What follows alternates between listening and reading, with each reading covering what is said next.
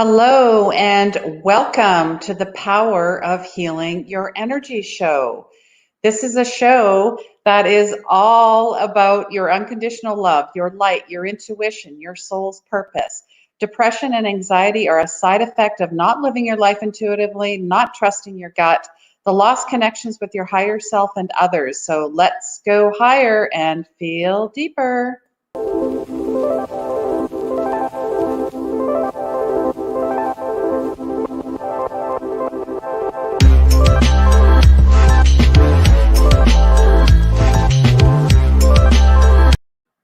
Hello and welcome to the Power of Healing Your Energy show.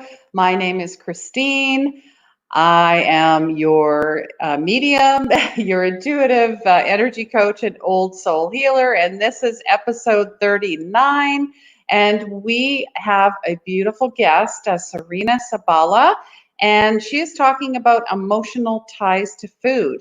And this is so important right now with all the stuff I've been seeing online. Why you eat what you eat. And Serena is a wellness coach, certified yoga teacher, plant-based nutrition consultant. She's studied the subject of nutrition for over 10 years. She has a unique holistic approach to health and wellness. And she's going to talk a little bit about her childhood experiences, about her father, his success in business, but unfortunately translated into illness as well. And she's very passionate about what she does. She also has a book out on Amazon called Make the Shift. And she is coming to us from England. Yes, I'm just going to, there we go. I gotcha. Well, welcome to the show. I'm in Canada. I'm in Edmonton, Alberta. And where are you in England? We're in London. London. Wonderful. Thank you so much for joining me. I do appreciate it. And like I had mentioned before the show, before we started, that, this topic is, months ago, yeah, we thought it was important. But now, oh my goodness, it's fundamental. So did you want to maybe talk about how you got into the wellness and plant-based business? I know it has ties with your dad, but I'd like you to tell the story more so than myself. So absolutely. Well, first of all, thank you for having me. I myself and my husband co-founded Whole Shift Wellness. We have over 20 years of combined experience in various fields of the health and wellness industry. And this has allowed us to develop a proven methodology to shift you to your most fit, healthy, and confident self within 1 year. Now, the seed for this passion of mine for health and wellness was planted at a very young age. When I was only 8 years old, my father, who was an incredible entrepreneur and business owner and developed a business that didn't even exist before his time and scaled it up to millions of euros, he sadly got sick and ended up losing everything he'd worked so hard for his entire life, with huge repercussions on my life as well as a child and the entire family. And I now realize that he simply didn't have the tools to take care of himself whilst also juggling the responsibility of a fast-growing business and many employees and family, a young family. And that's what made me, at such a young age, so present with how fundamental health and wellness is in our life, which is also very relevant to what the world is going through right now. Really this realization that there is nothing more important than that, and that if that gets wobbly, the repercussions are profound, and they end up affecting not only our life but the life of everybody around us as well. And so that's how my passion for the subject started. Now, with food in particular and nutrition, food was, you could say, my drug of choice. It was my coping mechanism with these intense circumstances that I was living under, with my dad being sick for so many years. And so I through my own challenges that I faced in healing my relationship with food and nutrition, and learning how to take the best possible care of my body, and learning how to eat in a way that is truly nourishing, but that also allows me to look and feel my best. Yes. I developed incredible skills. So what makes our approach and my approach to nutrition unique is that I do not only focus on what you should be eating and what you shouldn't be eating and what food is on your plate, but also, most importantly, above all else, on why you eat the way you eat. Yes. And what we like to call the psychology of eating. What are the emotions that drive your eating habits, and how can you create healthier habit at the root level, rather than simply telling you what you should be eating and what you shouldn't be eating. Mm-hmm. Yeah, and especially now that we're in close quarters with one another, are you finding clients are reaching out more than they have in the past? Yeah, this is a very, very poignant time for us, and I feel so grateful to have the skills and tools and methodology necessary for many people to cope with these unusual circumstances. And absolutely, the hottest topic that we are empowering individuals with at the moment revolves around emotional eating to some extent or another. You know, it's got many faces. It kind of manifests itself in very many different ways for each of us. But everybody we have spoken with and we are speaking with at the moment is having some difficulties in one way or another navigating these unusual circumstances. Mm-hmm. And emotional ties. What would you say is the biggest factor right now for people? Is it boredom? Is it are they feeling sad? Are they depressed? What seems to be the biggest trigger, I guess? Actually, what I'm finding is that it's fear.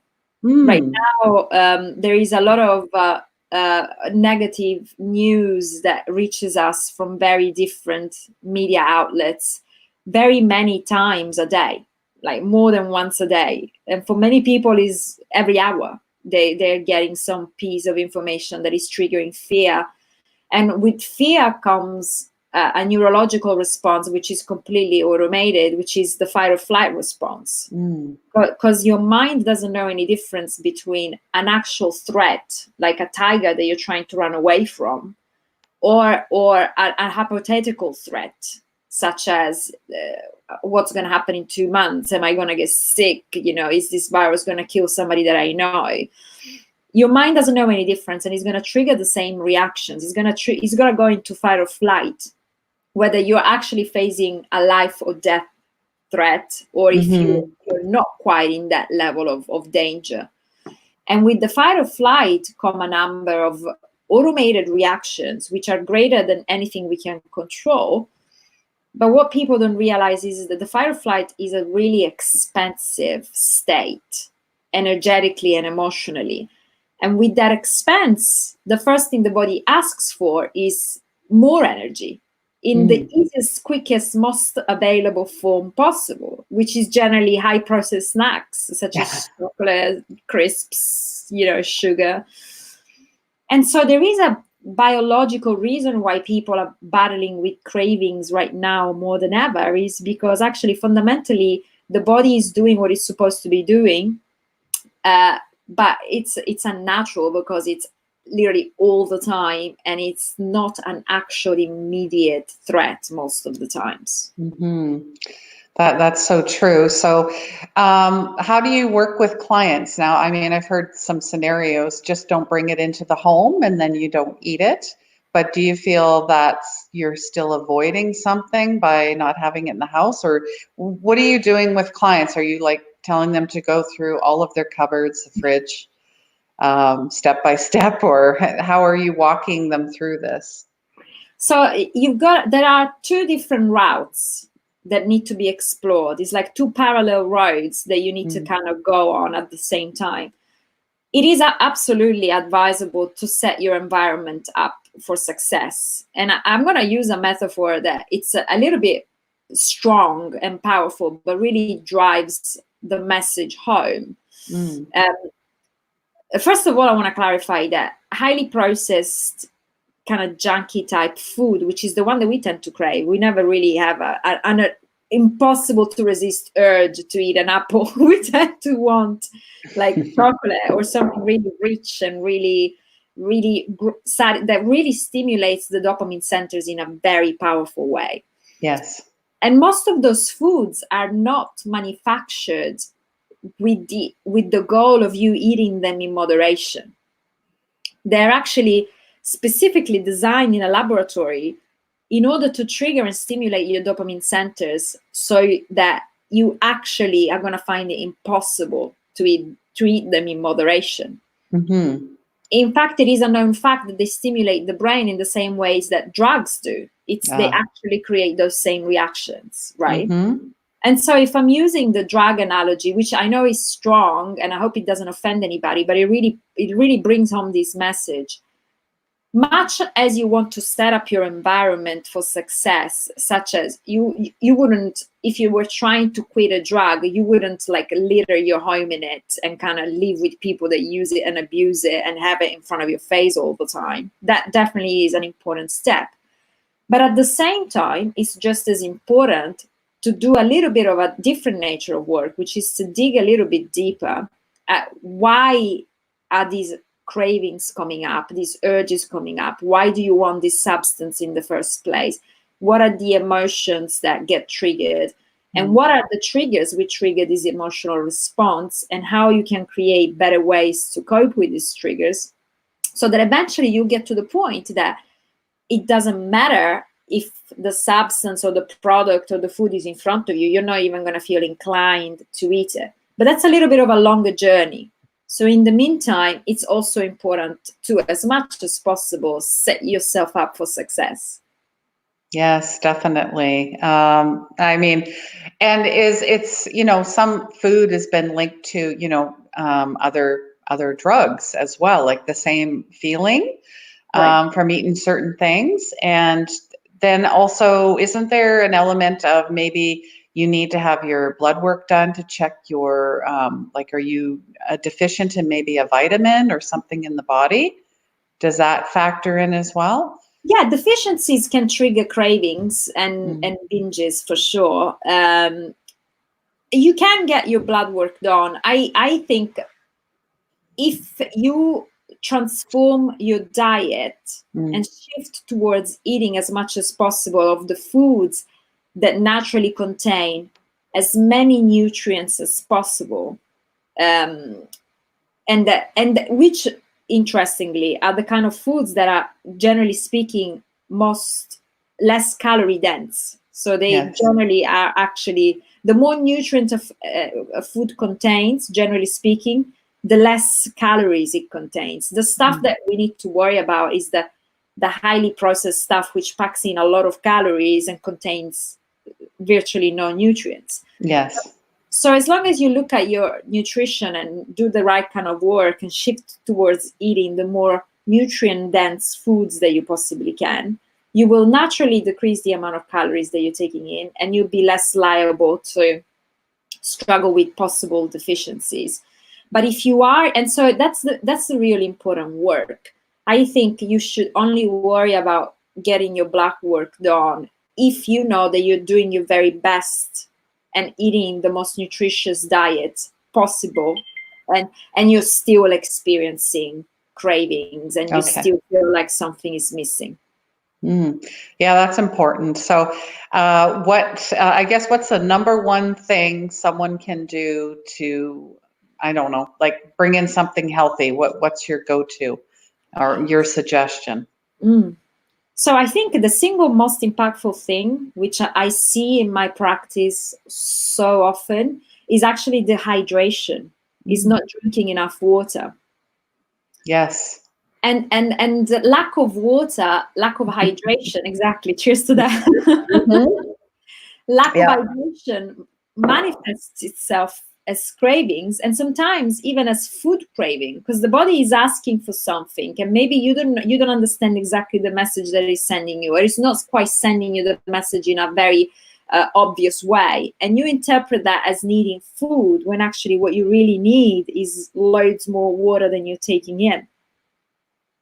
Yeah, no, that makes sense. I hear that quite a bit, and many times you're dehydrated. It's not hunger, it's dehydration, and or you're so starved that you could eat everything or the first thing that you find, which is usually not the most healthy. Right. But they say to have a glass of water first and then just wait. And then go for the food. Yeah, that's a good tip. So Mhm. everybody should be drinking at least half their body weight in ounces of water. Okay. That's a rough ballpark. Then obviously our level of activity will dictate whether we need extra. I generally practice a lot of hot yoga and sweat a lot, so I know that I need way more than that. But that's the minimum viable. Okay. And then Go ahead. and then the other thing that I would highly recommend is rather than focusing as much on the stuff that you shouldn't be eating and really obsessing over the things that you shouldn't be eating, I always encourage our shifters to focus on the foods that they can double up in, and they can really kind of increase the amount of nutrient dense foods in your diets and do what I call crowding out. It will happen organically. If you increase the amount of fruit, vegetables, whole grains, legumes that you consume, you will find yourself feeling fuller, more satisfied, more nourished. And so that will kind of curb your cravings and binges kind of organically. Yes, organically, definitely. I just want to say hi to everyone who's watching. Please let us know if you're a first timer on the show or if you're on the replay. Please, let us know where you're from.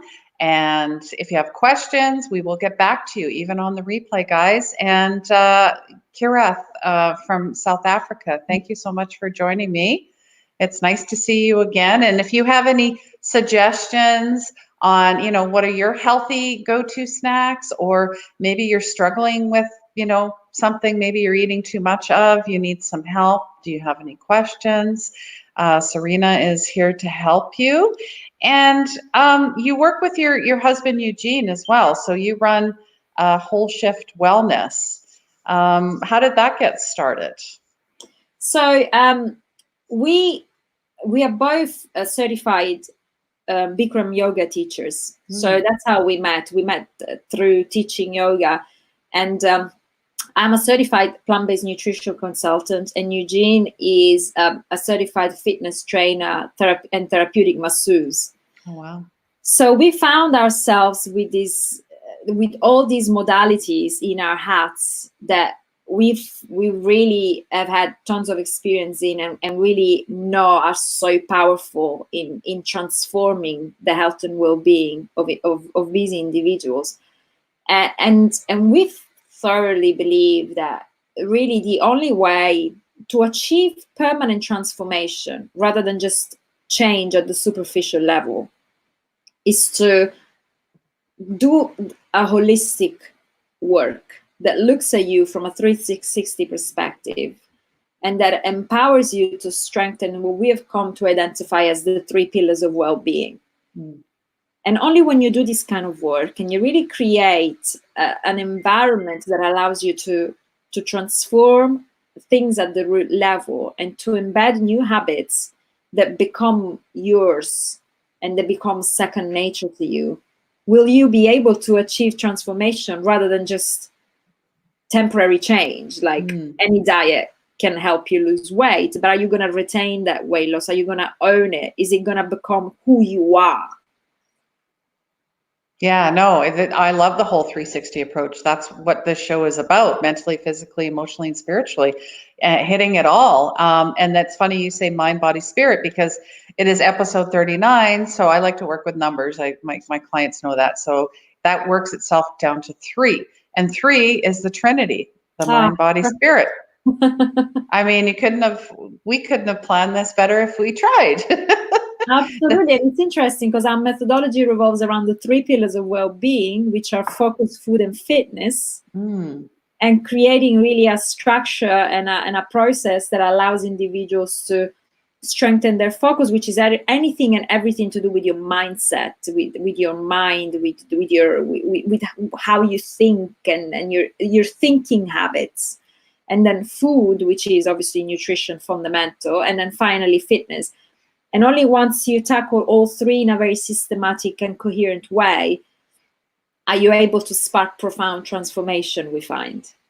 Definitely, and it bears repeating as well. It becomes part of your life. It becomes a very good habit. You don't just say, "Oh, I'll try that for today and see what happens." Which I don't know. Maybe you have clients that have that mindset at the beginning that maybe it's just too much. Does any of that make sense? Or of course. Yeah. I mean, and it's, to be honest, it's a bit of a pandemic in our industry. The kind of the short-term fix is really a thing that we are bombarded with all the time. The 21-day detox plan, like to lose 2 stones in 2 weeks, or keto. I mean, I'm not knocking it, but no, it's probably worthy of a few knocks, to be honest. I don't see it as a whole approach. I just see it again as a fad. But I mean, there's been enough studies done on that in regards to the heart, all that fat, taking in all that.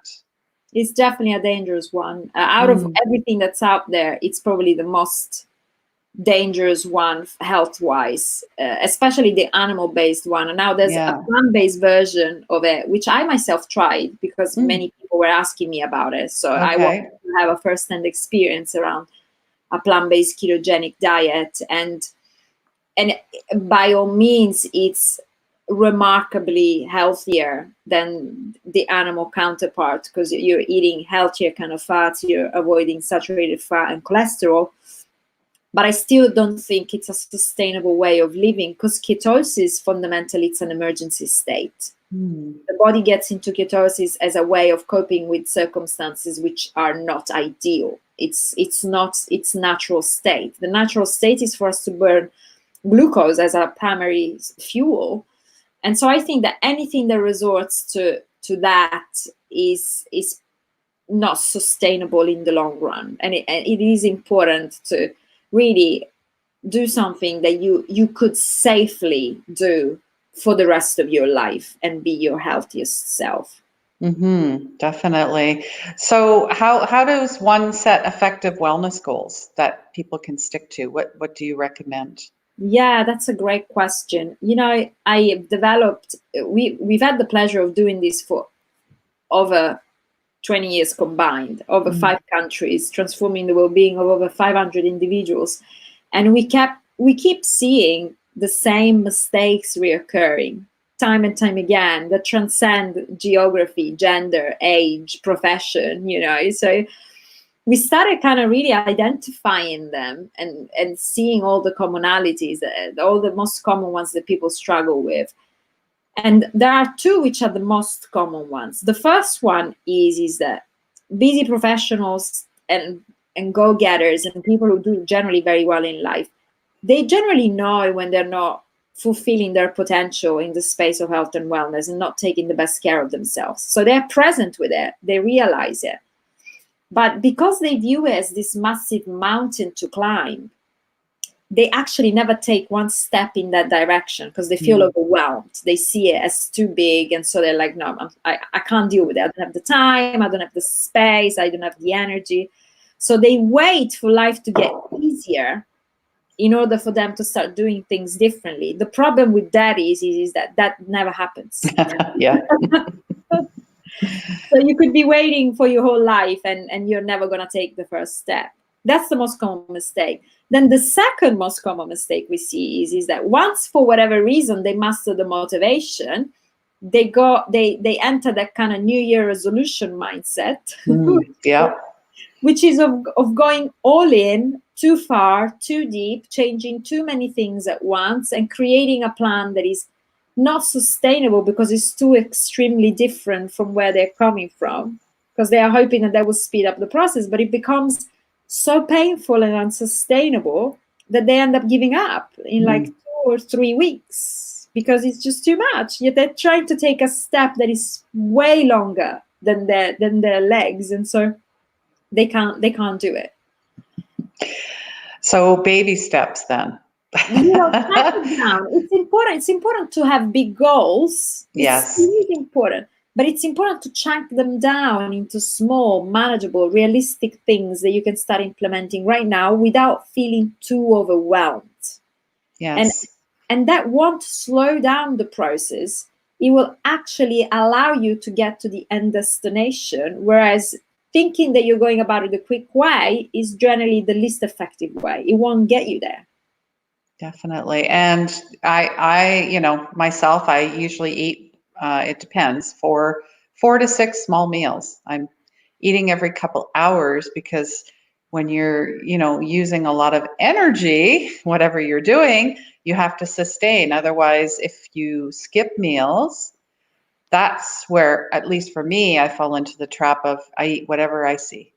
100%. And it's good that you're present with it. I mean, everybody kind of works slightly differently. Some people prefer to just have 3 larger meals and then a long break in between. Whereas many people like you prefer, because they don't like to get themselves to the point of being starved, because they know that triggers unhealthy behaviors. So as long as you realize what is the best pattern for you and you honor it, rather than trying to mimic what somebody else is doing or what this guru, that guru is saying is the best thing for you. Because now intermittent fasting is very popular, for an instance. Yes. And fasting in general is very popular. And I'm not knocking it. There are huge health benefits to it. And I've done all kinds. And I know that it can be very, very good for you. But we are all different. And we need to honor our own unique predisposition. And so if fasting actually ends up triggering unhealthy patterns, then it is not, no matter what they say, no matter what degree the doctor has who's promoting intermittent fasting, if it's not good for you, it's not good for you. That's why it's important with nutrition above all else to have a bespoke approach. And really honor your unique predispositions and tendencies and preferences. Yeah, and everybody is different. I mean, you could take a piece of this and a piece of that and kind of make it how you want, just like a meal. Not everybody likes, let's say, turmeric, for example. I love it. Some people don't. Or curry, or you go to what feels good. And Stephanie she's talking about a 21-day fixed portion, 5 to 6 small meals a day, healthy balance, fruits, veggies, fats, proteins, cleaner foods. And she's been very successful eating this way for 5 years, and it's sustainable. And that's what works for her. That's great. And that's brilliant. And when you find what works for you, don't be afraid of it, and don't get distracted, and don't get sidetracked or tempted. Really honor it and stick with it and stay true to it. And I'd never make anybody wrong. That's why I tried the plant-based keto thing myself, for an instance, is because because there are people who find some benefits in eating the ketogenic way. And I was very curious as to whether it was possible to do it in a healthier way, because I want to respect the fact that many people out there do struggle with carbohydrates and sugars, and those are trigger foods for them. The trigger certain reactions that don't allow them to feel their very best. And so in trying the plant-based keto, I was able to identify that there is a healthier way of sustaining ketosis that doesn't put you at arm's length like the animal-based one. Then I left still feeling that it wasn't a long-term sustainable solution for me, and I probably wouldn't recommend it to most. But if you are on a keto diet, and if you feel that the keto diet and the ketosis is the best thing for you, then I would highly, highly recommend you to try the plant-based version, because at least you're not taking in cholesterol and cancer-promoting foods.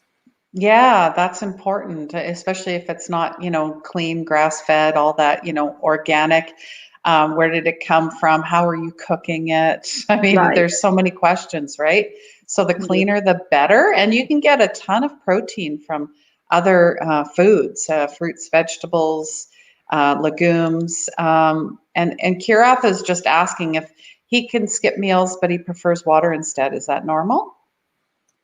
I'm not sure I understand. So he prefers water instead of eating food. So any fast highly recommends still drinking tons of water, unless you're doing it for religious purposes, which is a completely different subject. But if you're doing it for health, wellness, and nutrition, you should absolutely drink tons of water. Even more if you are skipping meals and choosing to try intermittent fasting, because essentially you will be in ketosis from skipping meals. That's where really ketosis comes from. It comes from fasting. The body doesn't have enough glucose, so it starts using fat as a source of energy. And in the process of doing so, it releases certain toxins and certain substances that you want to flush out as much as possible. So Kirath, I would say if intermittent fasting, if skipping the odd meal here and there works for you, by all means do it. But yes, do not skip the water. Continue drinking as much as possible. That's not only normal, it's actually highly advisable. Yeah, definitely. Because I've been finding since I've been home more and in close quarters that I usually I'll eat, like I was such a breakfast person, but now I'm like, I'll have my tea, I'll have a lot of water, I might have a little bit of fruit, and definitely, I'll throw flaxseed and hemp and all that in there with a little bit of coconut culture, and that's it. I kind of save. I feel like I am kind of doing it in a way, like I'm saving it more for lunch and for dinner. So does that happen now? Are people doing that more? They're maybe eating less, or do you think they're eating more? Well, they're definitely eating different. Sadly, most people are eating more because it's interesting. With lack of mobility and lack of exercise, because most people, for whatever reason, they're finding it harder to also stick to their fitness routines, because obviously the gyms is closed and it's not as easy to motivate yourself to work out at home. I mean, I'm used to doing that way, and so for me, nothing has changed. If anything, now we are streaming a lot of online classes, so I'm doing even more from home than I generally do. But I recognize that in many instances, people, for the average person, their fitness routine is quite disrupted. And when you move less, interestingly, you tend to eat more, which is counterintuitive because your body is burning less calories. But exercise is known to regulate your hunger hormones, so that if you do exercise regularly, you actually find yourself being more on track with your eating as well. And so it's beautiful that you've managed to kind of cut down on your breakfast calories just organically. And that's probably because you're less hungry, because you may be commuting less and moving about less. Yes. But sadly, it is not the usual circumstance for most. From my conversations with our shifters, many people are actually finding that for whatever reason, they feel more hungry. And it's not just emotional, it's actually genuine physical hunger. And I know that that's because they're exercising less. Yeah, that makes sense. I mean, I have a routine every morning, and it's either yoga or Pilates or Qigong. That's part of my practice, but among other things. But I getting outside every day too. Like I go for a walk every single day. I feel, you need that vitamin D. You need to move. You need to sweat. I mean, that's important. It also raises your serotonin levels, your endorphins, all that good stuff, like the good hormones. Yeah. Definitely. I guess when it comes to exercise, what are you recommending? I mean, there's a lot of stuff online. There is. So it's important to be safe. That's of utmost importance. I'm not a huge fan of working yourself to the ground to the point where, you've killed yourself. Because I also like to feel present in my body as I exercise. So I would say that if you were only able to do one thing and one thing only right now, I would highly recommend a practice such as yoga or even Pilates, but something that not only works the body and allows you to move your body, but it also allows you to work with the breath, which is fundamental, and maintain a level of mindfulness and presence as you go through the practice, because that will help you clear the mind and detoxify the mind from negative thoughts. And it's a little bit like a moving meditation. So Yes. you're getting double the value. You're not just working on a physical level, you're also working on a mental and possibly also a spiritual level. But then, with that said, my recommendation around fitness is the best workout is the one that you enjoy the most. Because that's the one that you're most likely to do regularly. Because with exercise, the key is continuity and consistency of effort. And some people tend to go to the gym once a week and kill themselves. Oh, yeah, I used to do that. Yeah, Go no, ahead. absolutely, Yeah. absolutely. And I was a runner, and I used to run a lot, and I used to think that like packing these extra long runs that I would burn all the extra calories, because I was only thinking in terms of that, when actually 20 minutes a day is better than 2 hours once a week. Absolutely. Oh, wow. Yeah, absolutely. That's why I try and move every day. And being on the computer, I don't know about you because you're talking about online, I feel like, I'm doing 8 hours on my computer every day, but every hour I get up, I go up and down the stairs in my house, I run around, I do squats, I do lunges. I'm just, because I don't like sitting. I find it really hard, or even just standing in one place. But that's just some of the stuff that I do because I know that's what works for me. 100%. Yeah.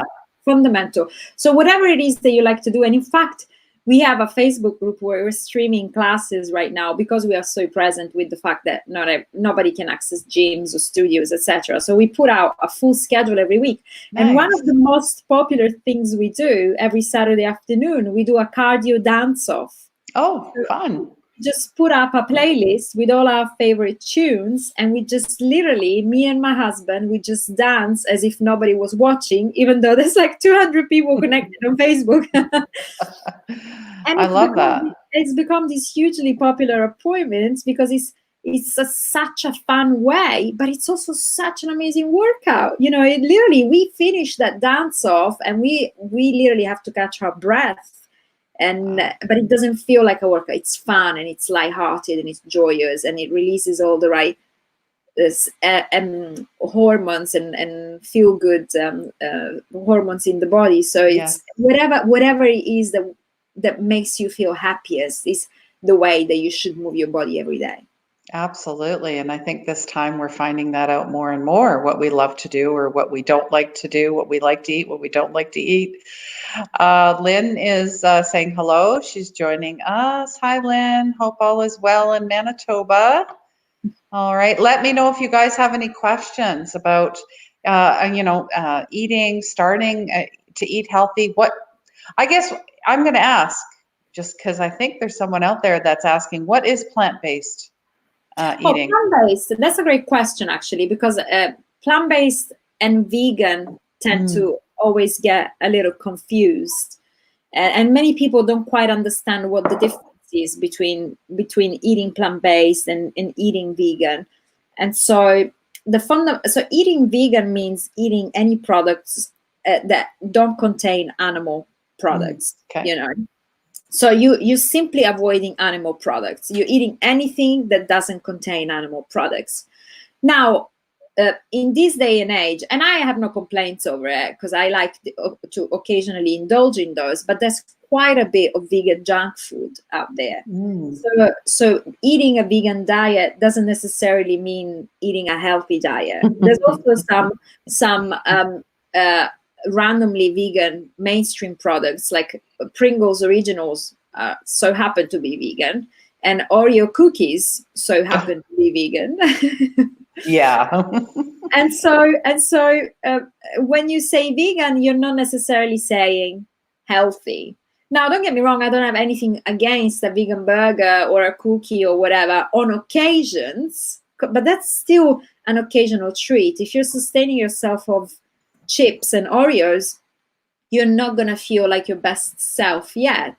Whereas eating plant-based emphasizes the fact that not only are you avoiding animal products, but you're also centering your diet around whole unprocessed plant foods, so fruit, vegetables, legumes, whole grains, and you're getting at least 90% of your calories every day from unprocessed plant foods, as much as you possibly can.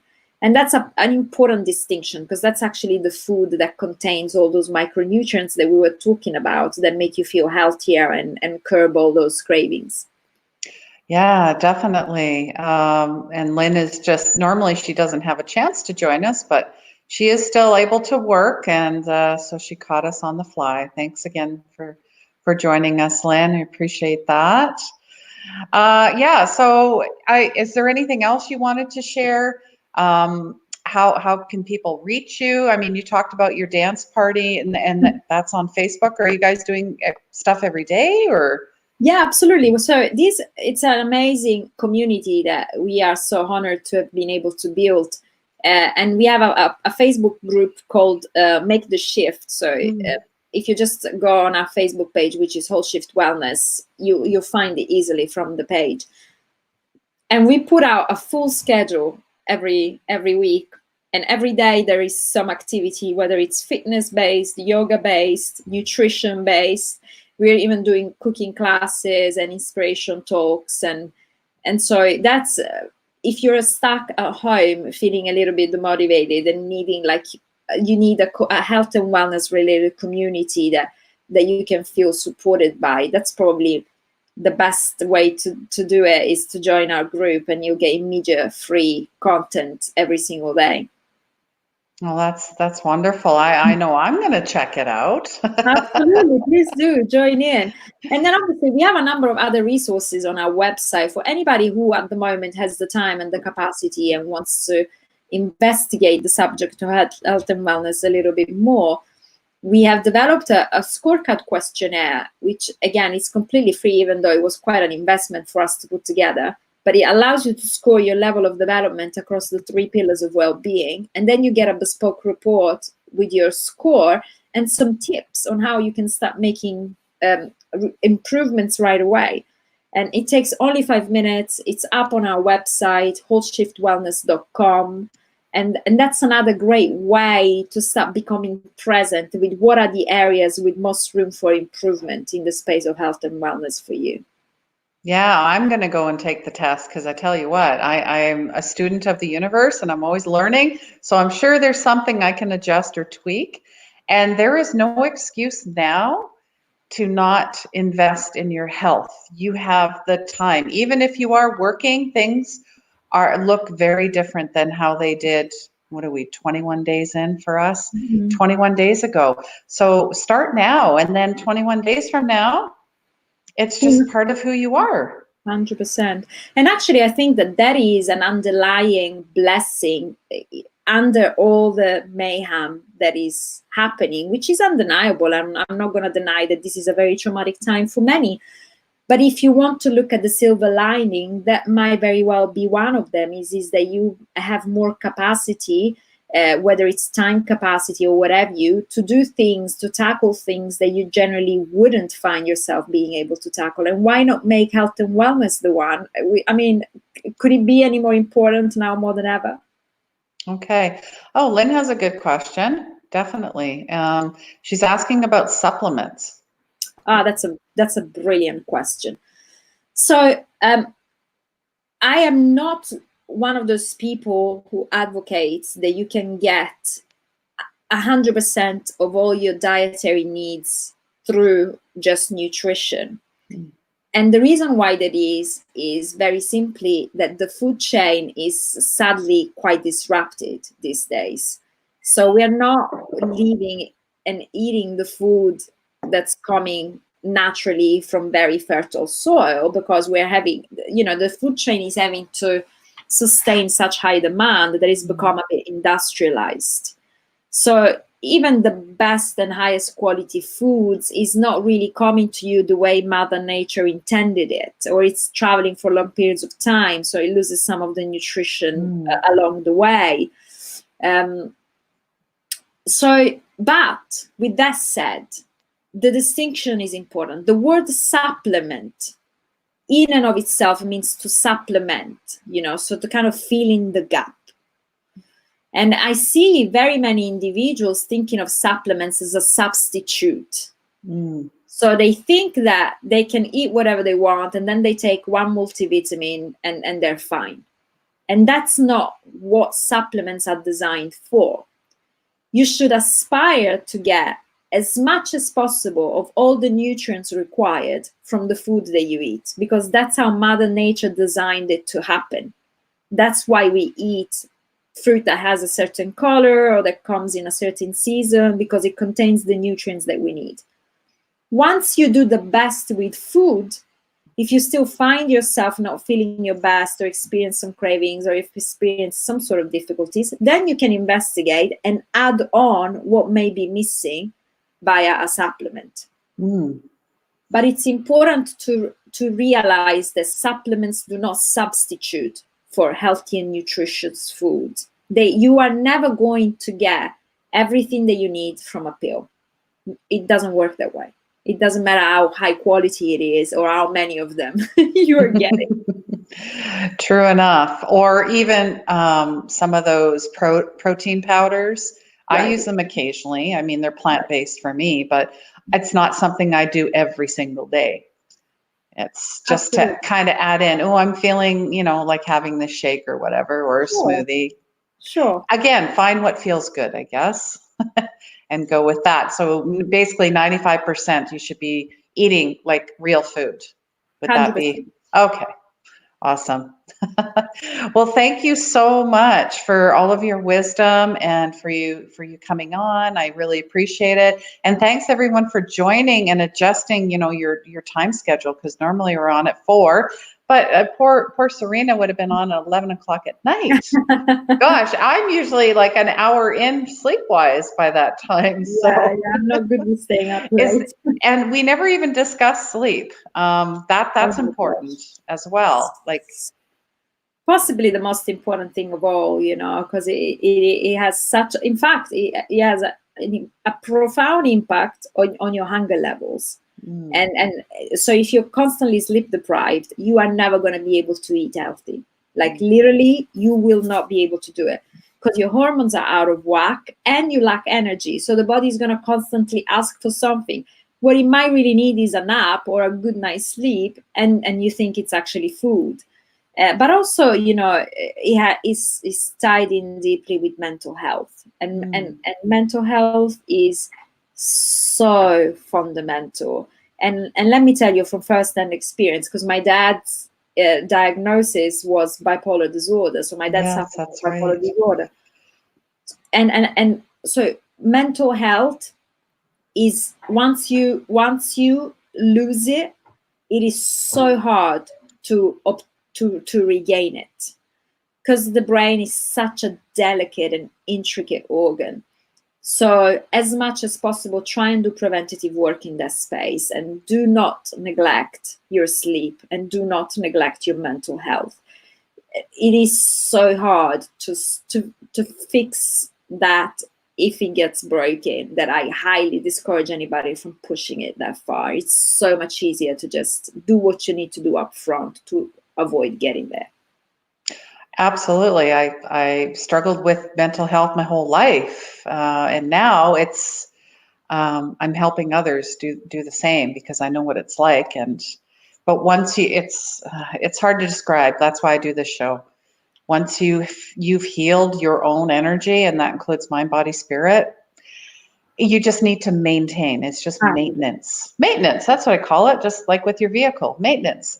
Maintenance work, and that's beautiful and well done. Congratulations for overcoming such a big hurdle and for being in a place where you're able to now give to others, because it's powerful, and knowing what it's like not to have it. I'm sure you're so much present with how important it is and in empowering others. Yeah, and Lynn's saying she can relate to that as well. So yeah, very important. So if you guys are struggling with your mental health or your well-being, please reach out to someone. There's lots of resources available, including myself. I always throw it out there. I'm here no matter what. It doesn't matter. Reach out to and there's lots of online resources and professionals that can help as well. And if you have any questions on the replay, please put them in below. If you're struggling with your nutrition, maybe emotional eating, your mental health, your physical health, spiritual health, I like to throw that in there, just all of it. We're here for you. And thank you again for coming on, Serena. Do you have any events coming up, like a virtual event maybe, or are you guys just doing stuff every day? On the group, yes, we're definitely posting loads of events, and it changes every week. So anybody that wants to stay in touch with us digitally right now, just follow our handles on Facebook and Instagram, which is at Whole Shift Wellness. Yes. And yeah, and you can tune in for all the latest on there. Wonderful. Well, stay safe, healthy as always. I'd love to have you on again, maybe in a different format, because I do teach 3 days a week online. So I might have to bring you on for that as well. It's a different community through Zoom. I would love that. Yeah, that would be great. They could learn so much. But I want to wish you guys an amazing week. And please remember, healing begins where the ego ends. Take care, guys.